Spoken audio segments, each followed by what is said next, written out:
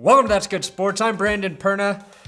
This is a show about football. I'm going to try to predict the Steelers-Ravens game in 2 minutes or more. That's my guarantee. This episode is sponsored by SeatGeek. There's a link in the description. Use my promo code That's Good, and you're going to get $20 off your first ticket purchase with SeatGeek. That's a hell of a deal. I use SeatGeek because they rank all their ticket prices.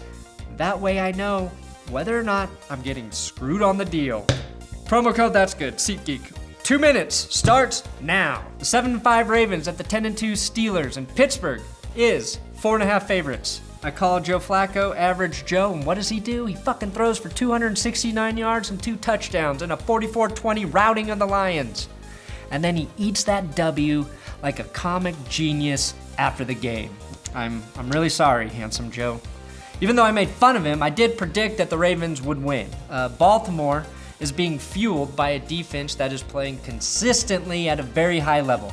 3 sacks on Stafford last week, 2 interceptions, including 1 taken to the house by Eric Weddle. After Mike Mitchell called Matt Hasselbeck an asshole. You know, I got assholes like Matt Hasselbeck calling me a dirty player. I really wish the Steelers were playing the Seahawks and that Matt Hasselbeck was calling the game. Now that would be entertaining.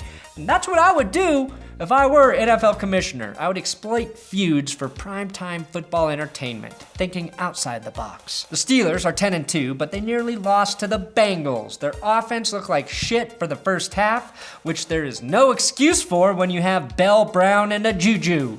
JuJu Smith-Schuster will be suspended this week, which probably means the Steelers will have to rely on Martavis Bryant more in the passing game. His play's been sporadic. This is tricky. On paper, the Steelers should have the edge, as their offense has more playmakers than the Ravens. Knowing both these defenses are really good, especially against the pass, they are ranked 2 and 3, I believe.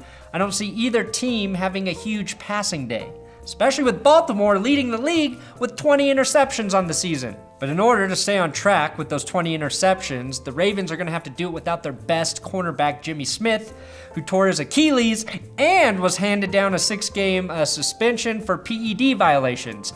That's a double whammy, which I think if you get seriously injured and busted for PEDs the same week, the PED suspension should just be removed. Now, the Steelers, on a serious note, are waiting to see if their linebacker, Ryan Shazier, will ever be able to play again with his spinal injury. He had to undergo surgery, I believe, Wednesday night to stabilize his spine, so this injury is more serious than I think people thought. Initially, we thought it was really fucking serious. Then you hear he has movement in his legs, and everybody's like, oh yeah, shit, he'll be fine. But no, it's still very serious. His recovery is going to take quite a while.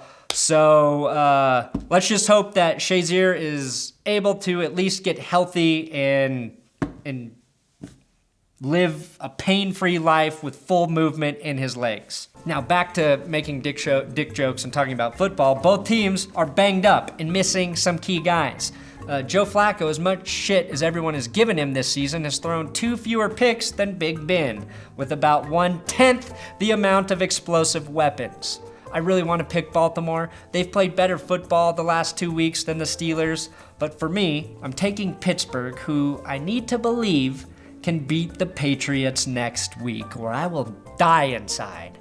And because I think Le'Veon Bell will be the difference in this game. I like Alex Collins for the Ravens, but not more than Bell. So the Steelers win in a low-scoring, physical game. Typical AFC North division football. Thanks for watching another episode of That's Good Sports. Subscribe here. Please, dear God, subscribe to my fucking channel. Share these videos on Facebook. Please, dear God, share these fucking videos on Facebook. Give me a follow on Twitter at Brandon Perna. And please, dear God, fucking follow me on Twitter. Thank you.